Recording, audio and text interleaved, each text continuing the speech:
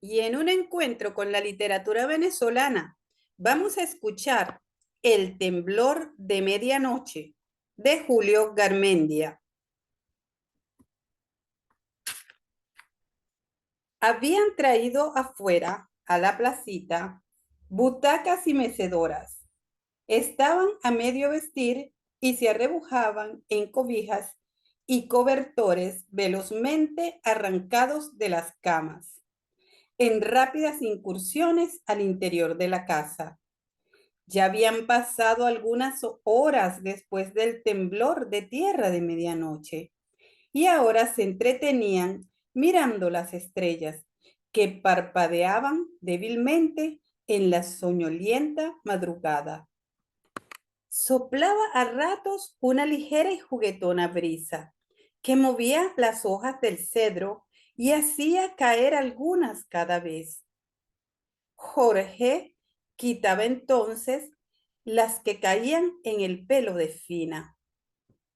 Tesoro, al que Fina tenía en su regazo y parecía dormir.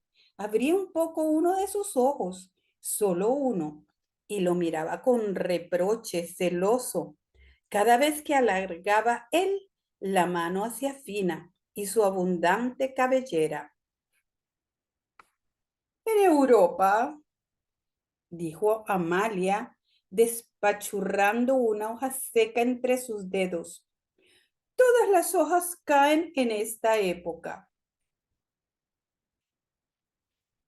Tal vez fue el temblor lo que las hizo caer, dijo Fina, que nunca antes había reparado en las hojas que caían del cedro. ¡Qué sonsa! Si las hojas cayeran solo cuando tiembla la tierra, imagínate. No se caen los techos y las iglesias con el temblor. Asimismo pueden caerse las hojas, argumentó Fina. Tía Amalia, que estaba muy gorda y pesada, empezó a hablar otra vez de su viaje a Europa. Era un viaje legendario, casi fabuloso, que había hecho allá en su juventud, en una época en que pocos viajaban. Pero a Fina la impacientaba oír contar a Amalia por centésima o milésima vez las mismas cosas. Ay, no, tía, deja eso. Desde que yo estaba chiquita te estoy oyendo repetir la misma cosa. Por eso no te casaste, por estar hablando todo el tiempo de ese viaje y de tus libros y de todas esas monerías. Amalia hizo un mohín de protesta y se arrebujó mejor en su cobija, sin replicar. Amalia, se contaba, había sido muy bonita. Tuvo 2 o 3 novios y todos los perdió hablándoles de su viaje a Europa, según Fina. No entendía nada de los quehaceres de la casa. Era completamente inútil, decía Fina. Pasaba las horas muertas leyendo novelas y comentando la política y los sucesos. Sabía 2 o 3 idiomas. Era indiferente en materia de religión. Jesús, tía Amalia, le reprochaba Fina, a lo menos una vez por año. Tú nunca te confiesas. Cuando estaba frente al tablero de ajedrez, se apasionaba, se volvía sarcástica e irónica, miraba burlonamente a su adversario por encima de los espejuelos. Refería con gracia anécdotas y epigramas. Todo esto exasperaba a Fina, que era ante todo práctica femenina y casera. Fina tenía la tez morena, facciones delicadas y nobles rasgos.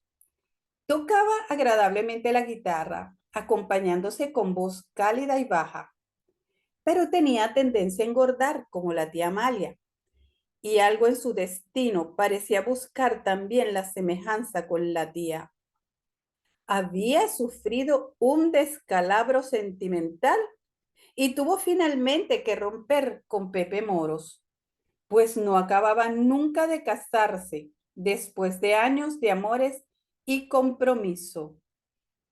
De él y de los años perdidos le quedaba un cierto amargor frente a la vida, una impaciencia, un desgano. Y aquel perrito blanco y lanudo, con un hociquillo negro como pintado con tinta china, aquel tesoro que reposaba ahora en su regazo y que miraba a Jorge rencorosamente cada vez que acercaba éste la mano para quitarle alguna hoja del cabello. También le había quedado aquella brusquedad en el trato con tía Amalia y con mamá.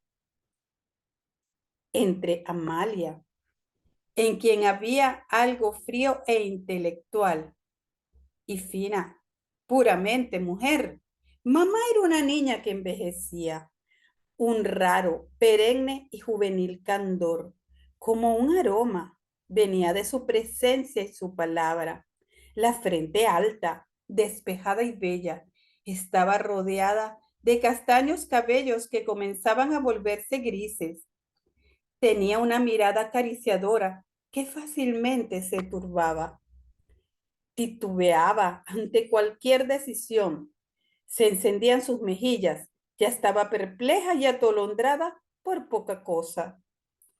Poseía una casita situada en el centro de la ciudad y del alquiler de esta casita vivía con la hija y la cuñada en aquel barrio alejado frente a aquella plazuela en donde se alzaba aquel frondoso y alto cedro del cual caían las hojas aquel día. Las cosas prácticas las decidía Fina. Las opiniones y las ideas corrían a cargo de tía Amalia. A ella misma le quedaba un ingenuo mundo aparte en el cual se marchitaba con la irreflexión de una flor. Todos la habían abandonado y olvidado. Sufría del fracaso de su hija y de su propio fracaso. Seguía siendo alegre, simple y diáfana. Un secreto antagonismo que venía de sus naturalezas opuestas la separaba constantemente de tía Amalia. Cuando empezaron a palidecer las estrellas, se sintieron cansadas, medio muertas de fatiga y trasnocho. Un soplo madrugador cortante y frío removía las hojas que tapizaban el suelo, al pie del cedro en donde estaban sentadas. La aurora no teñía aún los cielos del naciente, pero descoloreaba ya las sombras de la noche vagamente. Ya Tesoro no vigilaba, lo había vencido el sueño, y Jorge, su rival, se había alejado. Tiritaban, les castañeaban los dientes, venciendo el miedo a un nuevo temblor, entraron a la casa y fueron a la cocina a preparar café. Vieron entonces que Mariela no se había molestado para nada con el temblor de tierra de medianoche. Estaba hecho un ovillo cerca de la portezuela de la hornilla, junto al fuego apagado, y tenía cenizas en los bigotes.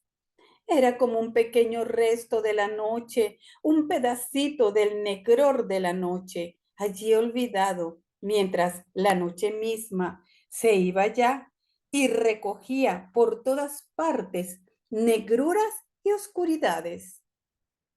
Un pequeñito montón de sombra, de sueño, molicie y suave pelambre. Rieron y pasaron las heladas manos una y más veces contra el caliente cuerpo de Mariela y ya no pensaron más en el temblor de medianoche.